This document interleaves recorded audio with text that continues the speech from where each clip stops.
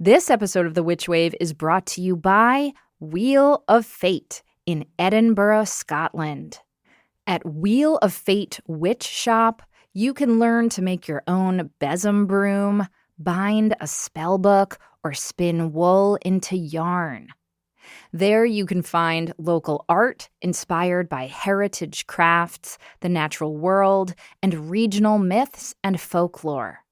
At Wheel of Fate, they believe that there is magic in the creative arts, and they want to share that magic with you.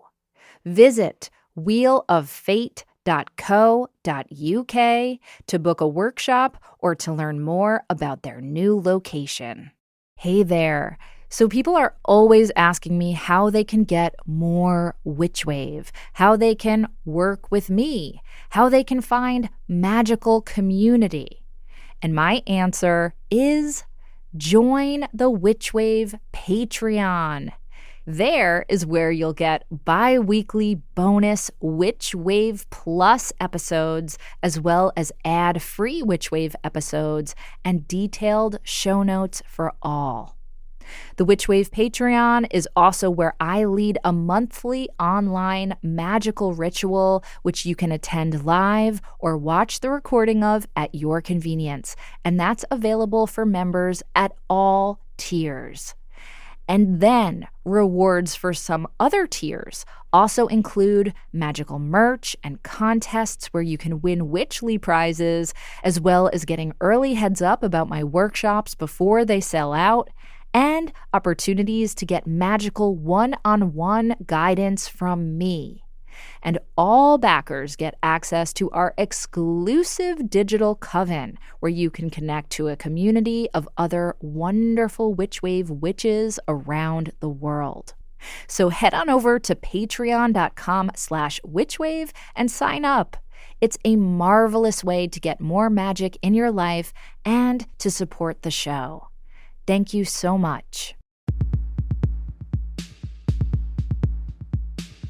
The world is filled with bewitching people, and you might be one too. Welcome to the podcast where art is magic, magic is real, and reality is stranger than dreams. I'm Pam Grossman, and this is The Witch Wave.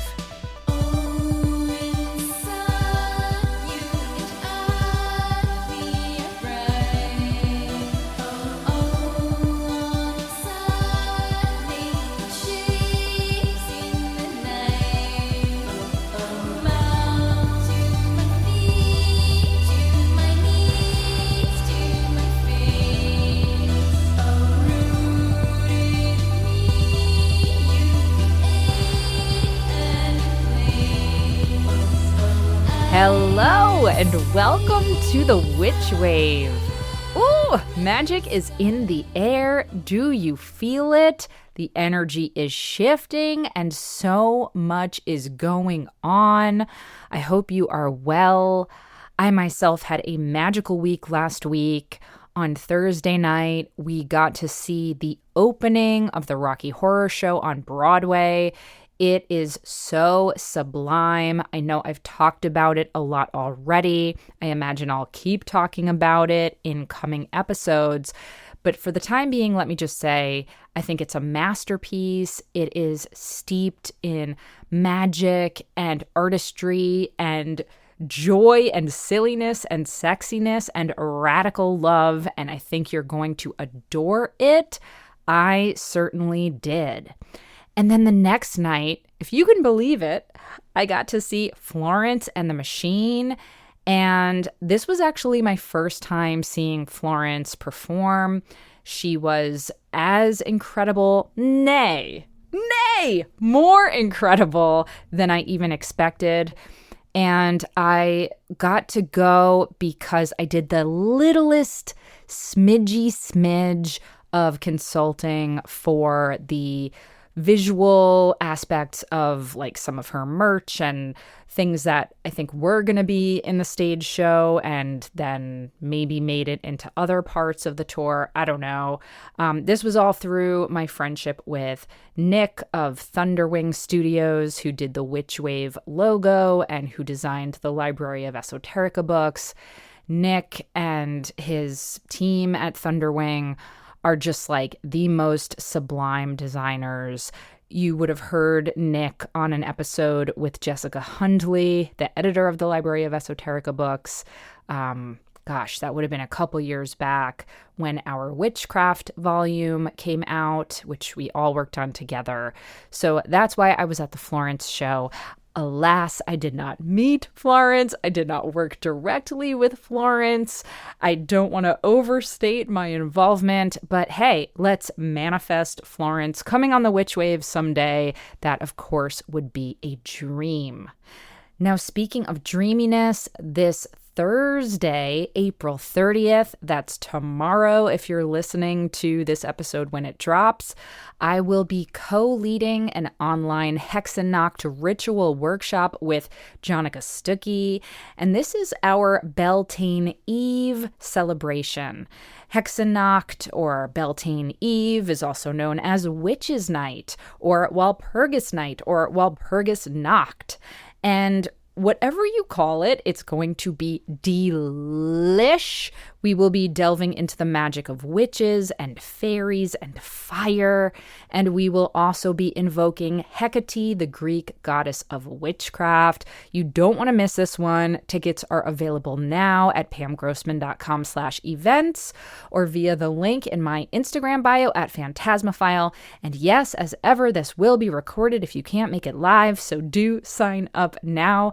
It is going to be dreamy. And of course, Beltane itself, the next day, is a dreamy holiday. It makes me think of Midsummer Night's Dream, even though it's not a midsummer holiday. It is a holiday full of fairies and fire and witchcraft. And this year, it falls on a full moon in Scorpio. This is also the flower moon, and so it's a very flowery, dark, deep holiday always, but it doesn't always fall on this full moon, so it's going to be extra, extra potent. And of course, Beltane is also May Day, which is also International Worker Day, where we celebrate the labor movement and the working class. And there's a call for a general strike this year to protest the ways in which this government has been privileging the rights of billionaires over the rights of the working class. So if you are able to withhold your labor, your dollars, your participation in the standard economic structures, then please do so. And yes, also light your Beltane bonfire.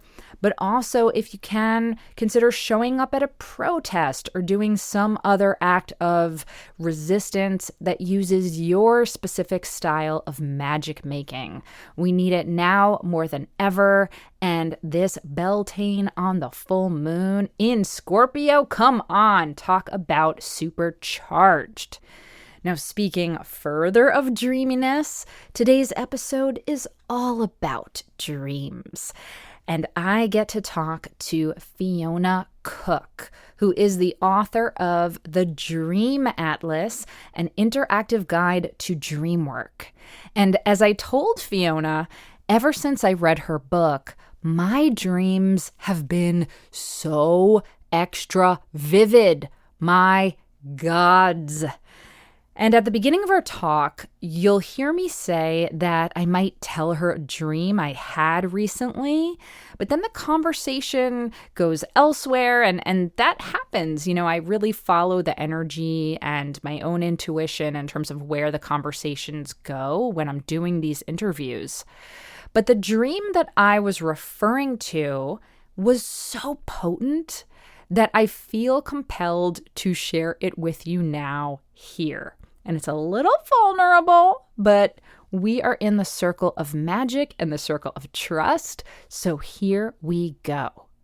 In this dream, I'm attending some kind of event. I was dressed up. There was food and music and a long table filled with women. Now, I didn't recognize these women, but in the dream, I sensed that they were people I knew somehow, people who were watching me, who knew me. And so I had an awareness of this table of women. And so they're all sitting together at this banquet table, but I'm on the dance floor. I mean, that's usually where you'll find me at these sort of parties anyway. But in this dream, I'm dancing. But what is different than usual is that in this dream, I am dancing with one Mayor Zohran Mamdani. Yup. And look, we're having a lovely time. You know the mayor's got moves. We've all seen them. We've seen his rap videos. You know he's got rhythm. And so we're moving, we're grooving, we're having fun. But then Mayor Mamdani puts his hand on my hip and draws me a little bit closer. And I know what you're thinking, but in the dream, I immediately feel self-conscious, like, oh no, everyone at the table is watching. All those women are looking and judging.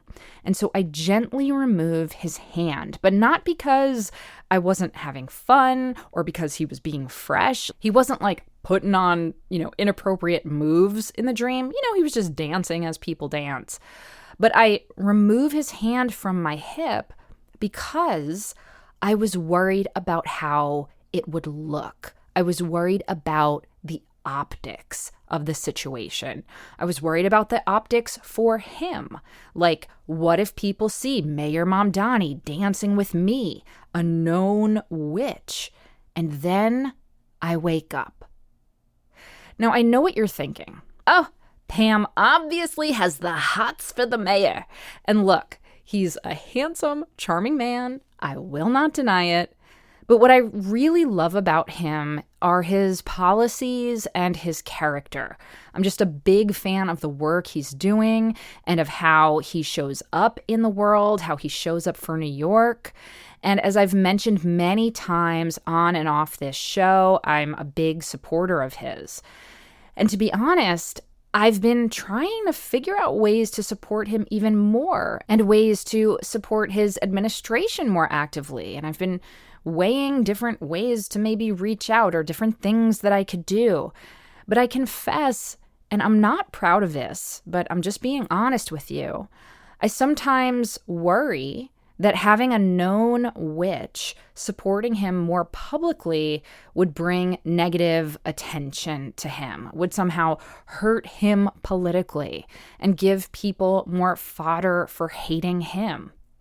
And he's already contending with so much Islamophobia and bigotry that I don't know if aligning with a practitioner of witchcraft would be in his best interest, or at least I worry about that sometimes when I'm, feeling insecure and probably overthinking the situation.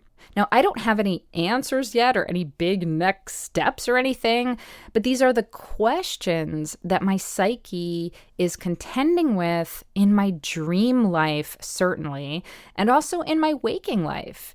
And these are some of my fears sometimes. These are the anxieties that my psyche seems to be working through, especially when I was dreaming that night. And later that week, Matt and I happened to be having dinner with one of our dear friends who is a state representative in Georgia. And I actually told her about my dream and told her how I want to get more politically involved, but I want to make sure what I'm doing is additive and not distracting or, not bringing harm or negative attention to the causes that I care about. And what she told me is that just by being myself and showing up in the world the way I already am, as a creative, loving, politically engaged witch who speaks to my audience about the mayor and his policies and about all the other things I care about in politics, that is already helping him and is already helping the causes that I am so invested in. I don't necessarily need to do more than I already am, in other words. Now, maybe she's right, maybe she's wrong, and there's more I can be doing and will be doing.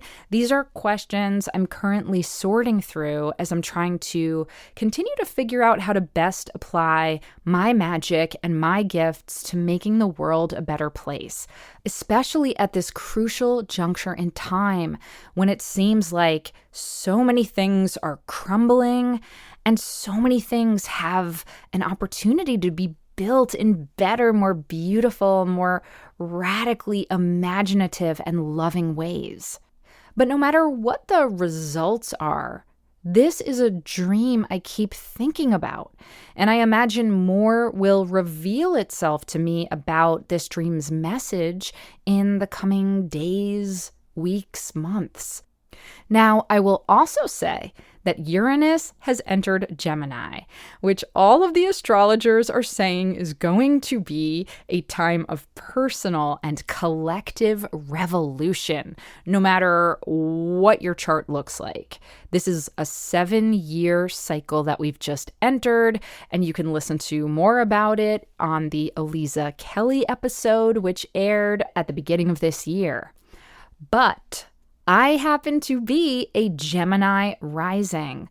Just to refresh you, I'm an Aquarius sun, Gemini rising, Cancer moon.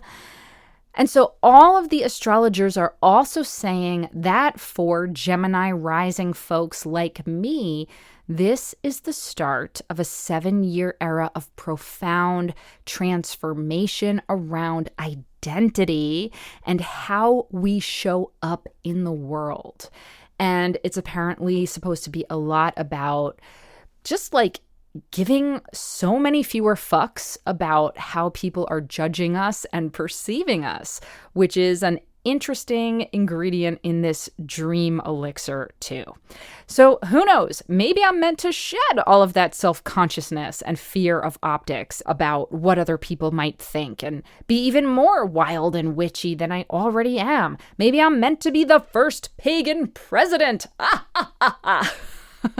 Can you imagine? Okay, I have zero desire to run for office, so don't get excited. But anyway, I'm allowing this dream to breathe and unfold and reveal more of myself to myself. Maybe I'll have a follow-up dream which shows me and Zoran continuing to dance anyway. Or hell, maybe there's a dream in which we go on to win Dances with the Stars. Who knows? Time and my psyche and the dream gods Oniris and Hypnos will tell. Watch this dream space. And stay tuned for my dreamy conversation with Atlas of Dreams author Fiona Cook. But before we get to that, first let's check and see what's come through on the Witch Wire. Who is it? Witches. All right, I'm actually going to do something a little bit different for today's Witch Wire, and I'm going to reply to a video that several of you forwarded to me via DM on Instagram, and I'll play you a clip from it. But just to set this up, it was recently announced a couple days ago that a dude named Hung Kao is now the acting Secretary of the Navy. And like most of this administration's selections, Hung Kao holds some truly ignorant and vile opinions. He's said things like the military needs, quote, alpha males and alpha females who are going to rip out their own guts, eat them, and ask for seconds. Cool. He's also, unsurprisingly, not a fan of drag queens and, relevant to our interests, not a fan of witches. So here's what he said about that on a conservative talk show during his Senate campaign against Virginia Senator Tim Kaine. There's a place in Monterey, California called Lovers Point. Yeah. The original name was Lovers of Christ Point, but now it's become, they took out the Christ, it's Lovers Point, and it's really, Monterey is a very dark place now. Yeah. A lot of witchcraft and Right. the Wiccan community has really taken over there. And we can't let that happen in Virginia. Okay, so first, I want to emphasize that this clip is not from this year. Once again, it's from when he was running for senator in 2023. So this is while he was on the campaign trail. And that campaign was ultimately a failure because he lost to Tim Kaine in 2024. And let's also be clear, his prior run for U.S. Rep of Virginia in 2022 was also a failure, as he lost to Jennifer Wexton. But yes, like many people in this administration, Hung Cao has managed to fail upward and is now, yes, the acting Secretary of the Navy. And am I thrilled about this? Of course not. Do I love that he said disparaging, uninformed, sensationalist crap about witches in 2023? Of course not. Do I love that our Secretary of Defense, Pete Hegseth, is also a far-right Christian nationalist? Of course not. And again, I have no problem with the tenets of Christianity, which are to, love everyone and feed the poor and heal the sick and so on. But I do have a problem with the fundamentalist tilt toward Christian nationalism that is happening in our government because, like our country's founders, I believe in the separation of church and state. And I also believe that what makes America truly great is its diversity. We're talking about dreams on this episode, and I realize that the American dream has been revealed to be a mirage in many, many respects. This country was stolen violently from indigenous people, and it was built on the backs of enslaved Black people who were stolen from their homeland. And this country is still currently organized to benefit the wealthy, the white, and the straight, cis man. This is all factual.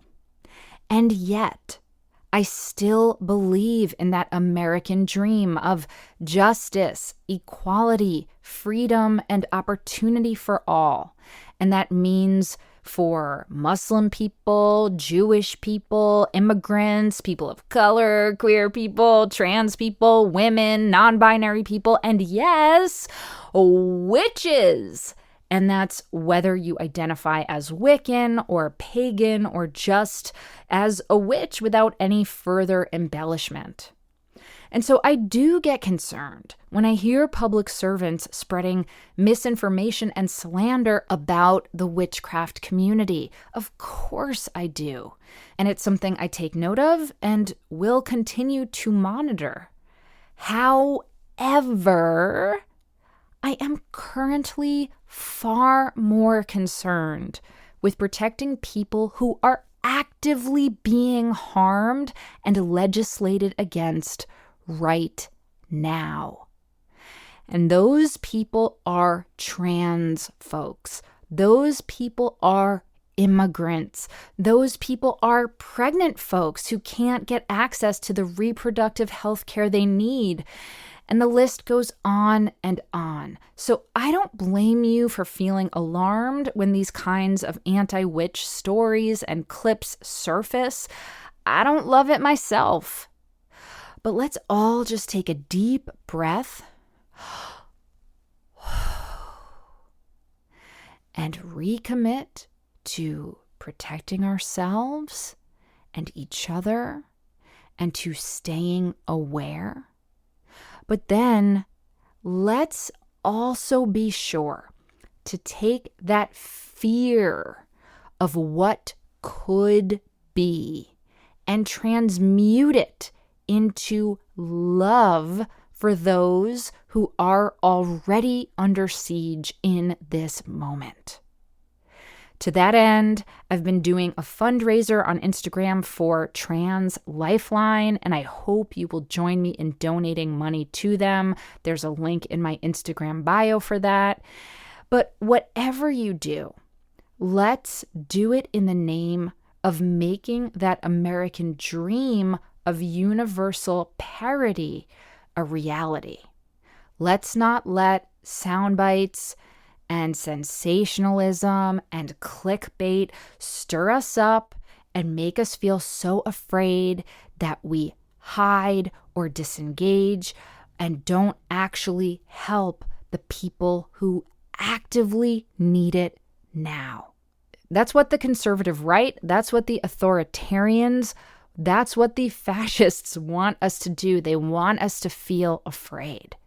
Please don't give into it. Please continue to dream bigger and to act braver. Now, on to my guest. Fiona Cook is the author of The Dream Atlas, an interactive guide to dream work, which is illustrated by Kathleen Neely and is a year-long workbook to help you deepen your relationship to your dreams. And it is chock full of dreamy exercises, rituals, mythology, and history, and it is so good. Fiona's debut book, The Wheel of the Year, an illustrated guide to nature's rhythms, which was illustrated by Jessica Rue, was a New York Times bestseller and a Kirkus Best Books of 2023 for middle grade. And you know I loved seeing a Wheel of the Year book on the New York Times bestseller list. Yes. Fiona is inspired by the magic, mystery, and mischief of our planet Earth and draws from that relationship with her work. Fiona joined me remotely from her home in Chicago, and you can watch the video of our conversation over on my YouTube channel, which is at Phantasmophile.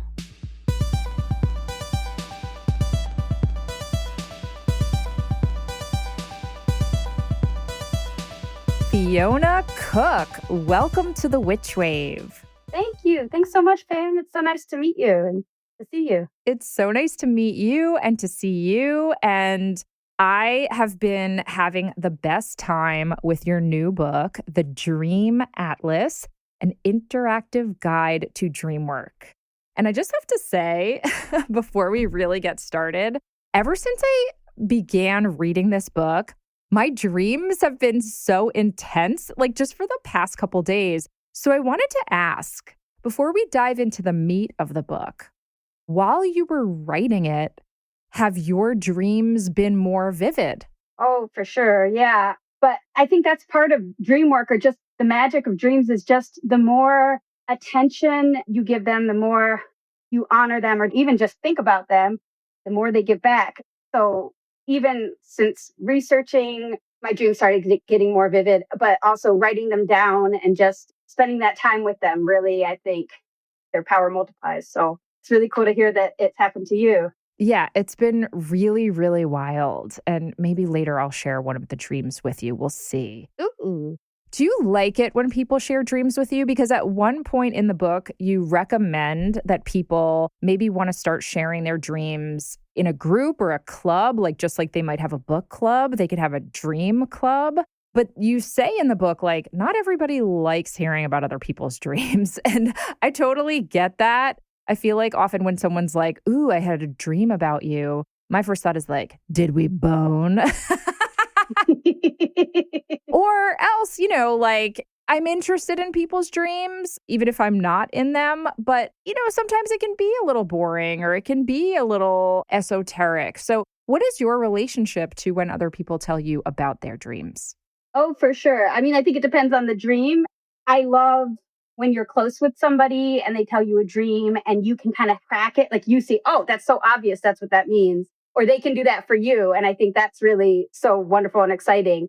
But yeah, sometimes you hear somebody else's dream. And if you keep a dream journal, reading over your own dreams, you're like, I don't know if there's too much substance there. A dream is kind of like a poem or like a work of art. Like there's a lot of layers there. There's a lot of symbolism, and trying to get to the bottom of it is an endeavor. And so, I mean, I love dreams. I'm really fascinated by them. Sometimes the meaning is very apparent, but not necessarily even to the dreamer. And sometimes there's a lot more that you have to dig deep to access. Yeah. Sometimes, like, I don't know what's going on there. I think that's just a processing dream. Yes. Okay. You just used a phrase, processing dream. And one of the things I love about this book is you talk about the different categories of dreams. And I guess I never really thought about the fact that there really are different types of dreams. And people have been writing about that for hundreds of years. So can you go over some of the types of dreams? You just used that phrase, a processing dream. What is that exactly, and how does that differ from some of the other types of dreams? Yeah. So processing dream is just kind of the dream that's filled with like the things that you would do on a mundane level. Maybe there's not too much significant meaning underneath that, although, you scratch at the surface and sometimes even underneath those dreams, it seem like, oh, I was just washing the dishes. There might be something more under that. But through my research and in the book, I kind of explore like how different cultures historically have understood dreams. And for much of human history, the relationship with dreams is that they are a source of guidance. And that guidance comes from your own internal wisdom or something divine or, more spiritual or magical. There are, sometimes huge, profound messages that you can get from dreams, but that's not what you're going to be dreaming every night and getting some, deep guidance of what to do or where to go. But even the kind of more mundane dreams can maybe have some insight into your life or where you are. And there's different kinds of dreams, but there's also different ways of looking at dreams, different ways of framing them. Like, am I going to decode the symbolism behind my dreams? Sometimes a dream is just a message like, go here, or an affirmation that you're doing something right or that you're doing something wrong. Not wrong, but like there's a warning in your dreams. Yes. And so that's a very ancient kind of reason that people use their dreams, is to kind of use them as a map. Yeah. Or as wisdom. Yeah. I love that you use the word map because this is the Dream Atlas. That's how you titled the book. Yeah. Can you talk about kind of the cartography of dreams? Like, why did you want to write a book that felt like an atlas? Well, I really wanted it to be an exploration and the sense of play to dream work. And like how you started conversation, you're just reading it, you started to remember your dreams more. Everybody dreams every night, but it's just remembering that. That's sometimes harder for people accessing what's happening in this whole other world that you enter, this realm really, that you enter when you sleep. So I really wanted something for myself before I started writing and researching it or anything. I had wanted to connect more deeply with my dreams. I wanted to play with them and have that kind of relationship. I didn't really find something as interactive as I wanted, kind of like a workbook. So that was kind of what inspired me to make one.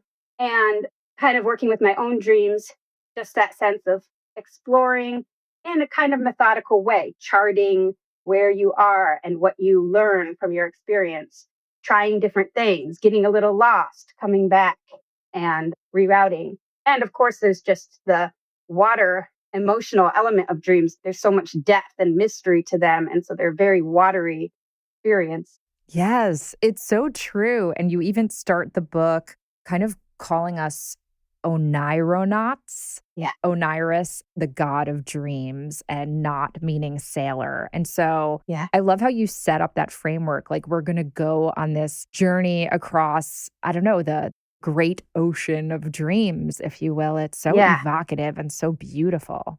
Yeah, because dreams are personal in a lot of ways, but they connect you as well. There's a collective element to it. It's like magic or like art in a lot of ways, where it's this way to find connection with a greater sense, to kind of relate yourself to like a greater whole, something bigger than you, because it's the very like Western, like psychotherapy idea that dreams just come from within. And then the kind of more belief that they come from without, that they're like divine wisdom. But it doesn't have to be an either or anyway. Like, we have that divine in us anyway, to my belief. And so like we have that. So it's just one of many ways that we connect to a greater sense of the universe. Yes. Yeah. It's so true. People often ask me that about like gods and goddesses or about magic. Like, is this all just coming from inside of us, or is it this external force or these external beings? And I'm like, I don't know that it really matters. It feels almost like too small or literal of a question, because we're talking about mythopoesis and the imaginal realm, which is very real because it has real world material effects. And yet the way we engage with it is through our imagination, our unconscious, through symbolism, through story, through myth, through metaphor, through art. And so I agree with you. It doesn't have to be either or. Do you have a sense of any of your dreams having changed the pattern of your life? Or have you ever had any of these, what you write in the book, you call them big dreams in your own life? I haven't personally had like a super big dream that, changed my destiny per se, but actually my partner did. So that kind of guided him to me. Can you share his dream, Fiona? Are you allowed? Oh, yes, I am allowed. But it was a whole series of dreams, and I can't do it justice for his story. But basically, he woke up one morning during a time of transition. People often have like more intense dreams during times of transition. That's what's reported. And he had a dream that basically told him to go to Occupy Chicago. It was, during 2011, and there were a lot of protests throughout the country and the world. But Occupy Chicago was a longstanding protest where people were staying the night there. Yeah, we had Occupy Wall Street here in New York, so. Yeah, of course. And so he had that dream that kind of directed him there. And I had been going there after work with my friend. And so we met there. But it was just one of those funny things too, where I had written like a list kind of like what I'm seeking in a partner. And then he was kind of sent there, directed there. So it kind of has that like feeling of destiny or fated feeling to it. Magic. Absolute magic. Yes. Oh, I love that, Fiona. That's so cool. Yeah. Some people think of spells that we cast as like going out into the universe or the unified field or whatever it is.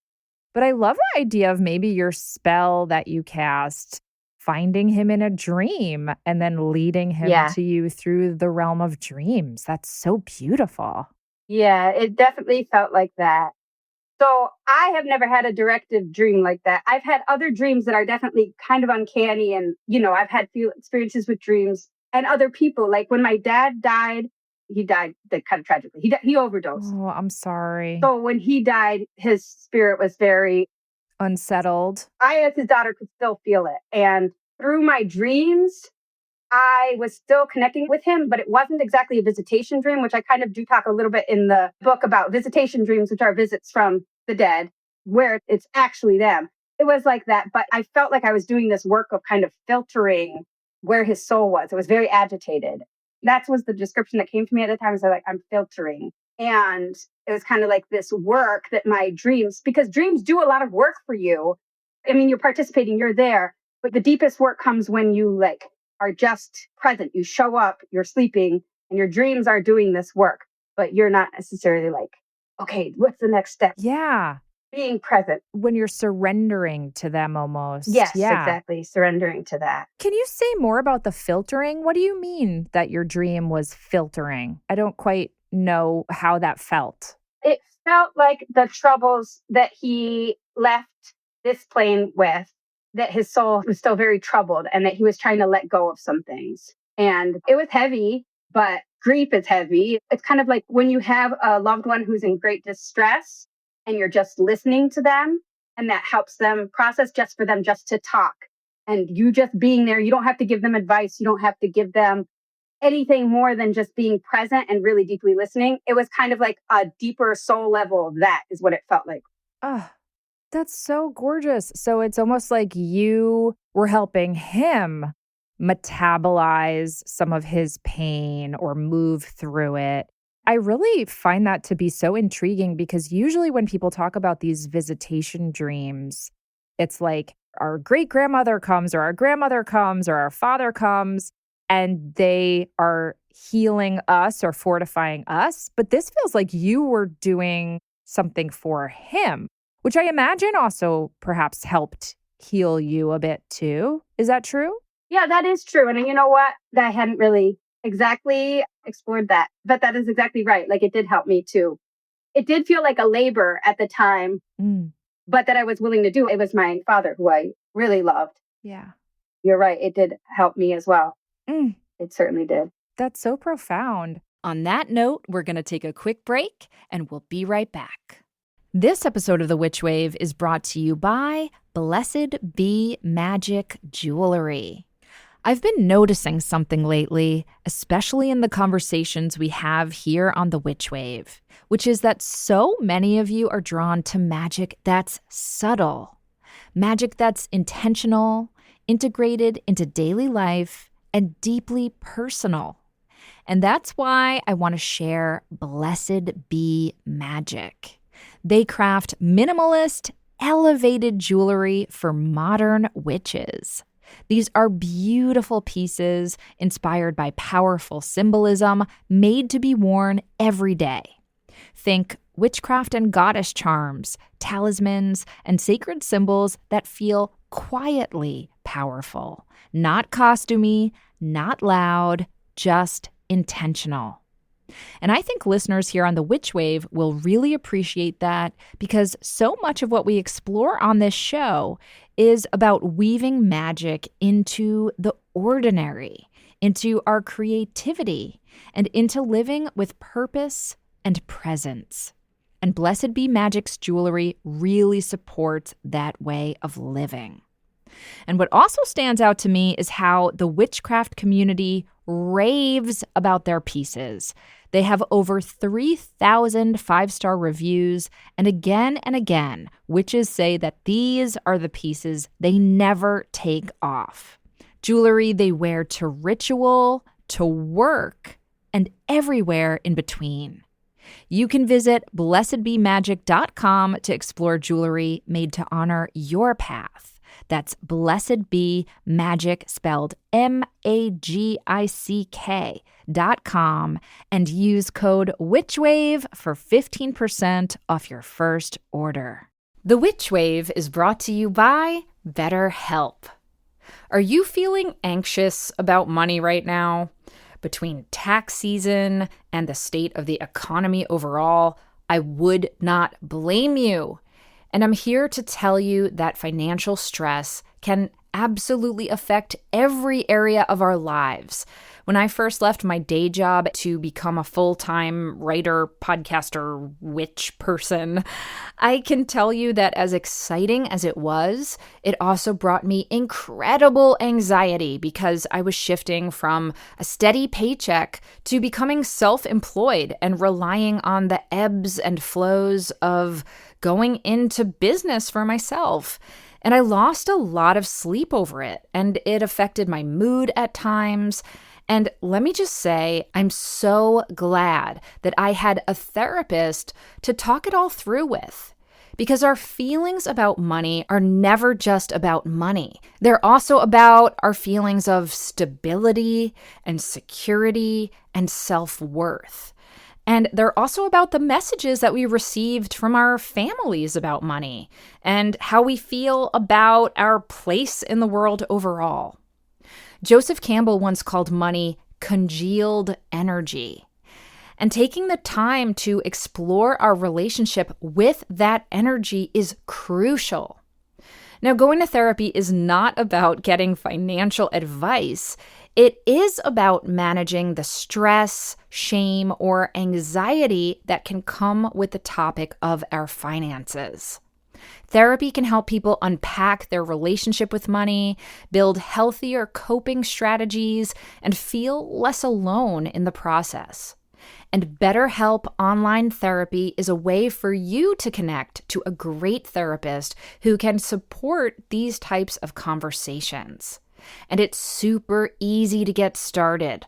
All you have to do is fill out a short questionnaire that helps identify your needs and preferences, and then BetterHelp does the initial matching work for you so you can focus on your therapy goals. And they have an industry-leading match fulfillment rate, which means they typically match you with the right therapist the first time. But if you aren't happy with your match, you can absolutely switch to a different therapist at any time from their tailored recommendations.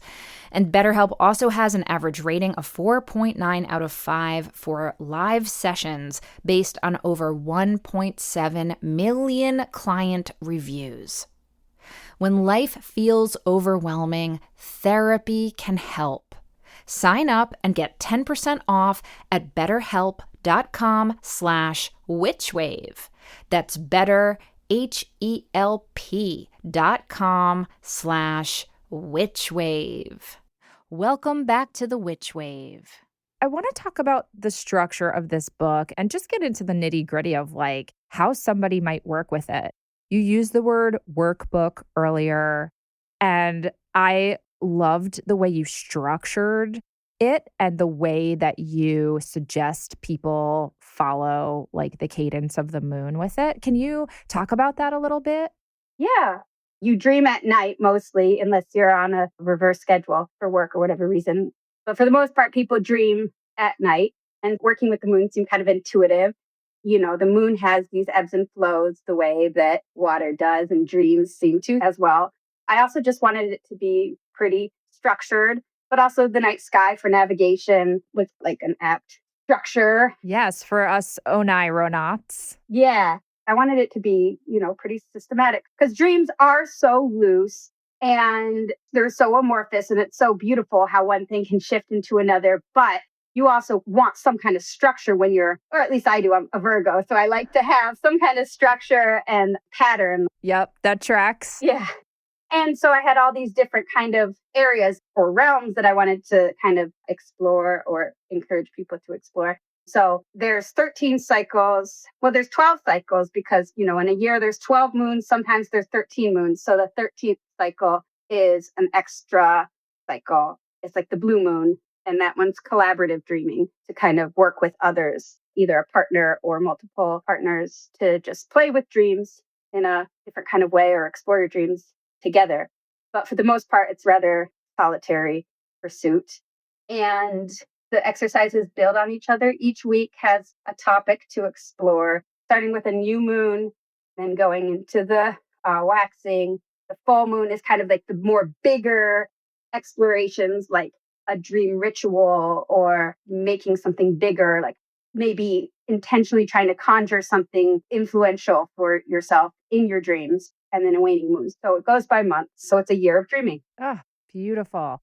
And I want people to know, like, this is so impeccably researched. And as a research witch myself, I appreciate that and can recognize it when I meet another research witch, because I feel like some workbooks would just give you exercises and activities. But this book is so full of information, history, facts. I mean, you are citing all of these different dream deities and myths and practices from around the world. So it's incredibly eclectic and international and inclusive, which I always appreciate. And I just learned so much. What section was like the most interesting or the most fun for you to research? Oh, well, thank you so much for that. First of all, my other book, Wheel of the Year, I really love the specifics of different cultures that, it's like when you're writing, it's the specifics that make something that you really relate to. So it's like there's specifics, but it's also connective. So I just liked to see the different patterns that are universal, but then, there's specifics within that are so cool to me. But I really did love researching the deities and just like kind of like visualize like how people visualize dreams as an entity. Yes. You read my mind. That was my favorite part too, of course. Yeah. Even going into the book, the idea that I always keep coming to is that dreams are your friend. There's a power that you can turn to. Of course, you can have nightmares and they can be frightening and disturbing, very unsettling. But even that, when they're troubled, they're still trying to teach you something, or you can kind of relate to it how you might relate to somebody troubled in your life. Yeah. It can be very instructive or very illuminating. Yeah. It's just really cool to me that, like, historically for so long, and still, but a lot of things have been broken off a little bit, after rationalism. But it connects people, individuals, to each other and the sense of community. It's a part of what makes us human, I guess is what I'm trying to say. Yes. It's a part of what makes us alive and have a soul, is what I mean. Yes, exactly. Let's talk about some of those dream deities. I hesitate to bring this into our chat because the creator of this text that I'm about to bring up has recently been revealed to be pretty monstrous, which is heartbreaking for me because he was a real hero of mine. But I grew up reading Sandman comics. I don't know if you read Sandman. Mhm. And the lead deity is Morpheus, the king of dreams. Mhm. And I'm not going to talk about the creator of this comic series because if I start, I won't stop Yeah. and I don't want to derail us. No. But I will say that that was my earliest experience as a teenager of engaging with the notion that there even were dream deities or a dream deity. And of course, Morpheus is drawing from Greek myth. Yeah. Who are some of the other deities that someone who is engaging in dream work might want to invoke or call in? Well, so Morpheus is, like a deity of dreams from ancient Greece. And then a lot of times cultures will have maybe more dream spirits rather than like a big deity, like who's in charge of a realm. Like a lot of cultures have household spirits that kind of like influence dreams. Mm. So you have the Nissa in Scandinavian. And then there's also kind of more the ancestors, which Yes. are not exactly deities, but they connect you to the deities. So like a lot of times dreams are kind of more of a psychopomp, even understood in like some African cultures or other cultures, that the dreams are bringing you to the dream realm, which is often connected with the realm of the dead as well. So to the gods that are not necessarily overseeing dreams specifically, that's one of many jobs. That's so interesting that the dream realm and the realm of the dead are connected in so many mythic corpuses. Why do you think that is? I think that it's kind of the mystery, the sense of the unknown, and kind of the shadow, and that, the dead still exist to us in dreams. And so we're kind of brought to them or they come to us. And it's a little bit closer to the divine or the supernatural than the mundane world. Yeah.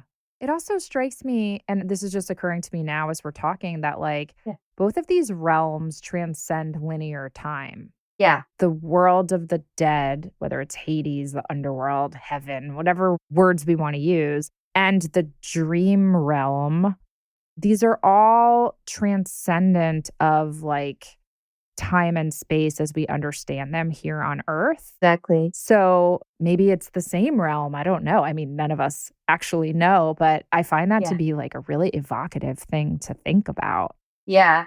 Yeah, for sure. Me too. So when someone is starting to use your book, how do you recommend they prepare? I mean, there's certainly like a list of materials that you recommend. One, of course, is a dream journal, or you also use the phrase night book, which I love.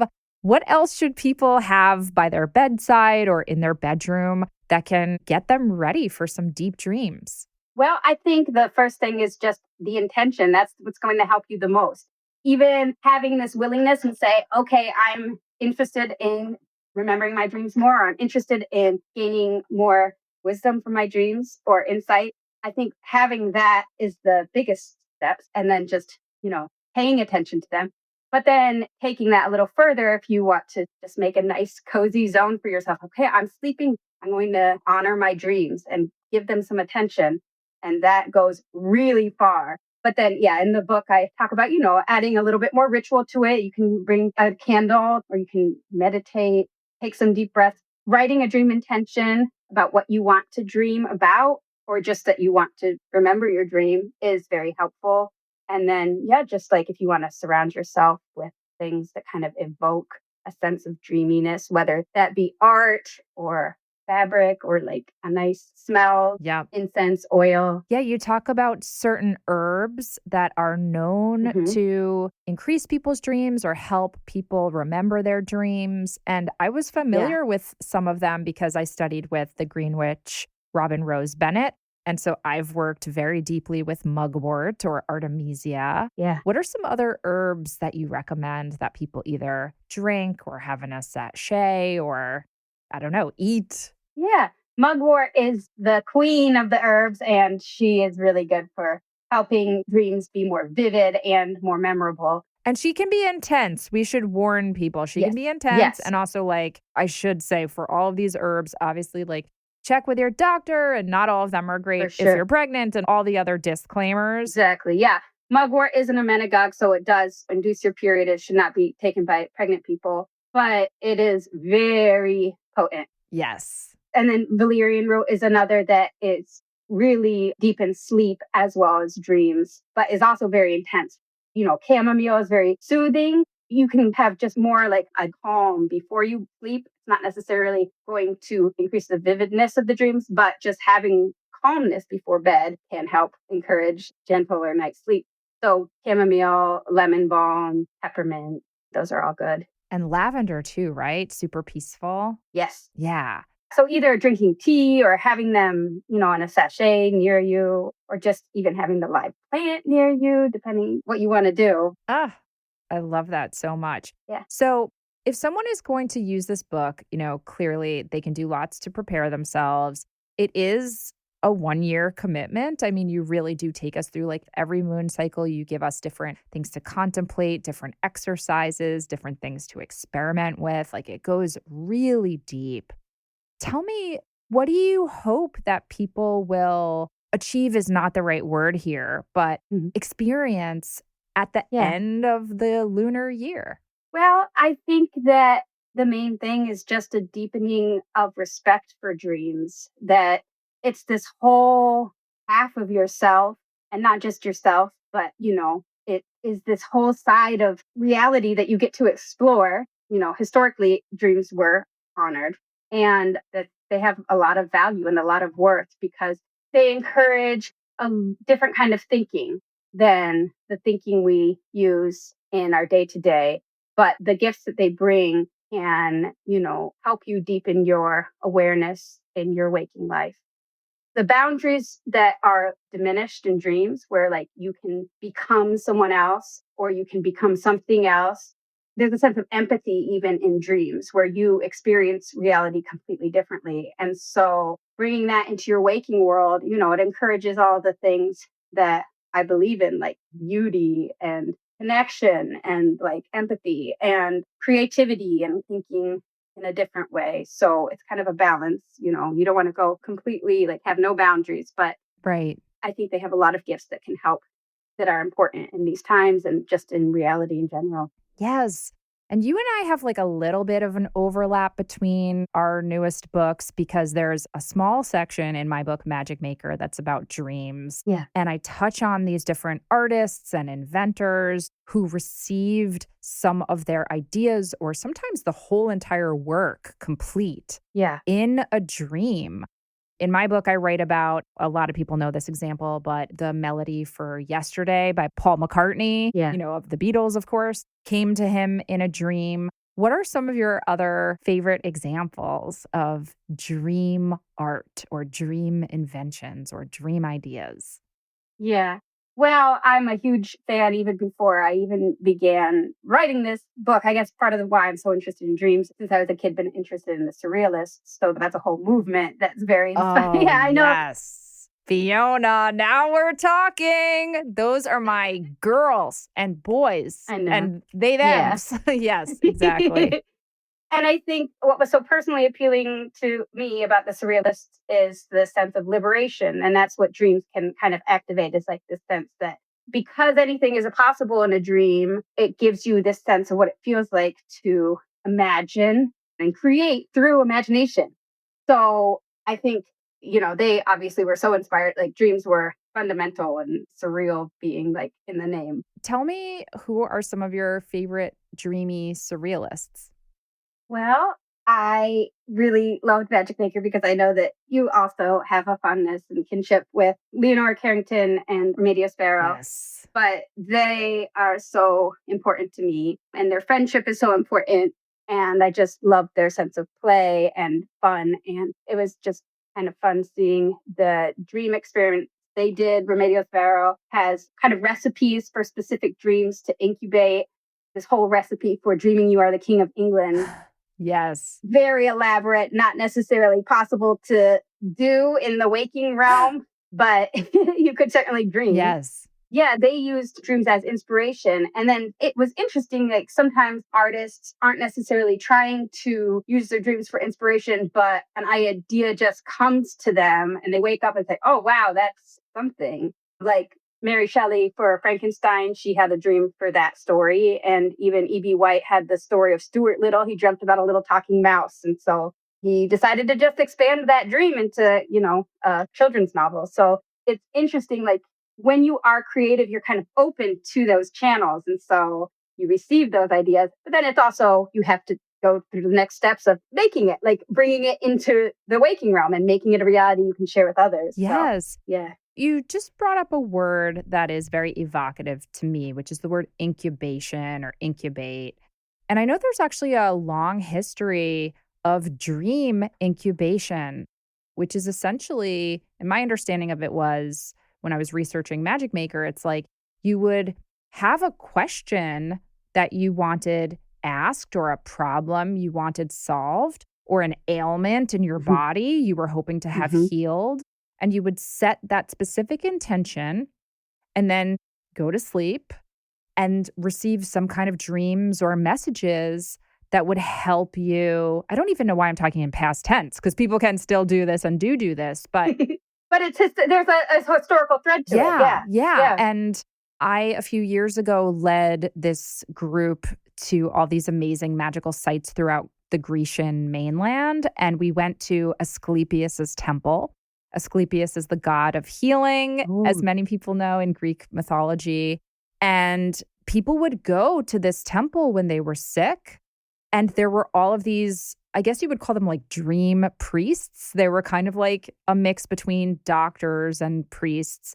And they would guide people to go to sleep and essentially appeal to the god Asclepius and try to receive messages of healing or diagnoses through their dreams, right? Yeah. And it's interesting too, because again, that intention, like you're deciding, I need this to change or I want this answer. And so it's the intention also of making the journey, make the pilgrimage and the whole ritual to it. So sometimes the dream would bestow like guidance for what you need to do next. And sometimes just the dream itself would heal somebody or would give them the answer. So it's really cool how dreams have that. They're so powerful. And that's what was the desire you were asking about, like, what would somebody hope to get out of a year of dreaming? Well, it's like using it as a tool. It's like opening yourself up to the possibility of, what you can dream of can become a reality in the waking and just deepen your sense of life. So splendid. On that note, we're going to take another quick break and we'll be right back. This episode of The Witch Wave is brought to you by Zoo's Incense, who make some of my favorite incense on earth. I adore the fact that Zoo's Incense is an all-natural, handmade product and that all of their ingredients are organic or wild-crafted using whole plants, seeds, roots, woods, tree resins, and tinctures. Zoo's has several incense blends currently available, and each one smells like a sacred temple. They also now have monthly incense subscriptions for you incense heads, and these are discounted over their regular prices. Zoo's also sometimes collaborates with different artists and craftspeople to make limited edition incense burners, and they also offer charcoal, raw aromatics like frankincense and myrrh, and other incense supplies. Now, I love Zoo's Incense so much that I've collaborated with them on my very own Witch Wave Incense Blend, which is inspired by my matron moon goddess, Artemis. It contains such Artemisian ingredients as sandalwood, orris root, myrrh, mugwort, and other lunar herbs, as well as organic ylang-ylang essential oil, and which smells like nectar and ambrosia. The Witch Wave Incense Blend is available exclusively in the Witch Wave shop over at witchwavepodcast.com/shop. So be sure to order your Witch Wave Incense Blend direct from us now. And you can find Zuz's other bewitching incense blends, such as Sun Smoke and Bacchus, on their website, which is zouzincense.com. That's ZOUZ, incense.com. And best of all, promo code WitchWave gets you 10% off of orders from their site. And if you're ordering direct from them, you'll also get free shipping on orders over $60. And this works with the WitchWave promo code too. So go ahead and check them out at zouzincense.com and use promo code WitchWave for 10% off. Hi, WitchWavers. I know, and you know, you want some Witch Wave merch. And our print-on-demand merch site is now available through Dashery. So if you want to get different variations of our gorgeous Witch Wave logo designed by Thunderwing, or our Witches Are the Future catchphrase designed by Lara Antal, printed on everything from t-shirts, mugs, totes, stickers, magnets, notebooks, you name it, you can. Shirts come in different styles and fabrics and are available in sizes small through 5XL, so you can order whatever you'll feel you're most comfortable and most magical in. So head on over to witchwave.dashery.com. That's witchwave.dashery.com, or you can click the Dashery link in the Witchwave shop over at witchwavepodcast.com/shop. Welcome back to the Witchwave. I want to shift a little bit and just touch on your previous book, which is also so gorgeous. This is called The Wheel of the Year. And this is essentially, I think of it as kind of like a sneaky, in the best way, book of getting people to practice pagan witchcraft. Yeah. It's a book for, I believe it's for like middle grade level readers, but I found it completely gorgeous and not too juvenile for me. I'm 45 years old and I loved this book, and it was a New York Times bestseller. Congratulations. So clearly a lot of people resonated with this book. Can you talk a little bit about that book and what your intentions were and are for it? Yeah, you're right. It is. It's a little subversive because it is about the Wheel of the Year. It's about connecting with nature. It's about connecting families and children with the magic of nature and the magic inside of a person, and teaching children that very important empowerment and sense of connection to not just others as in their friends and family, but into the aliveness of the universe and of the earth. And it's super pagan, Fiona. Like, it's super pagan. Yeah, it is.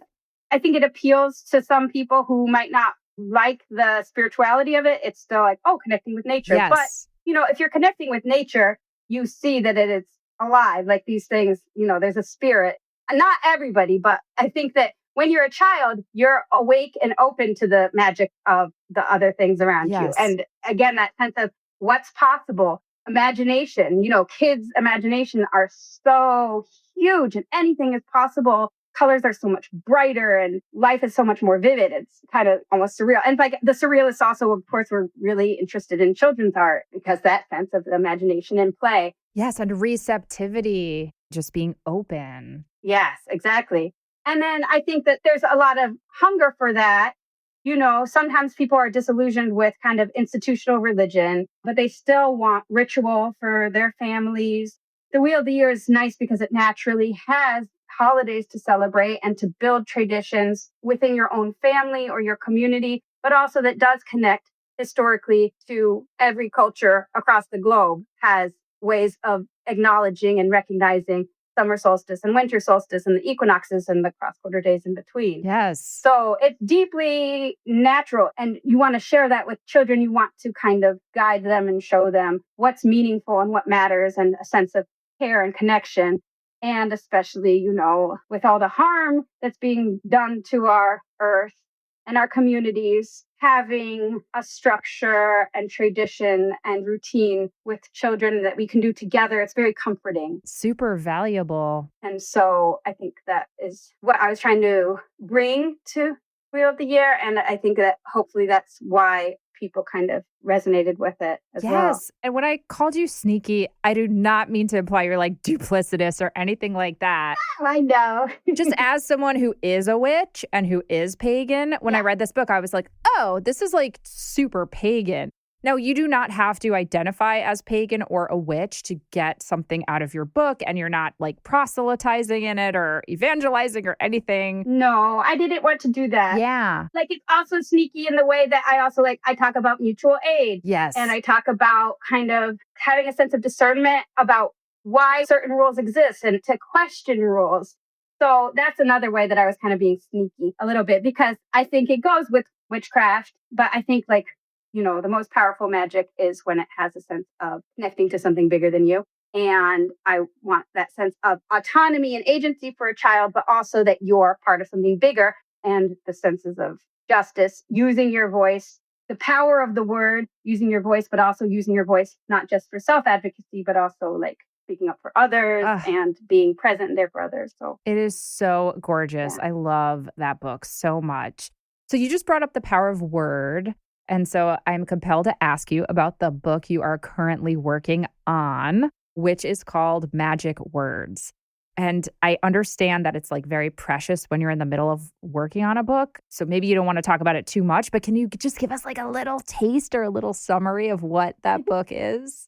So it's another collaboration with Jessica Rue, who is the illustrator for Wheel of the Year, which I'm so excited to be working with her again. Oh, she's so talented. And I should say that also the Dream Atlas is illustrated by Kathleen Neely. And I just love collaborating with someone else, especially such talented people, because the sum is greater than the whole. You're working with somebody else and it just brings out such alchemy. So many deep layers to the work. Yeah. But Magic Words, I'm going to be working with Jessica Rue again and with our wonderful editor, Melissa. And I kind of think of it as an animist prayer book.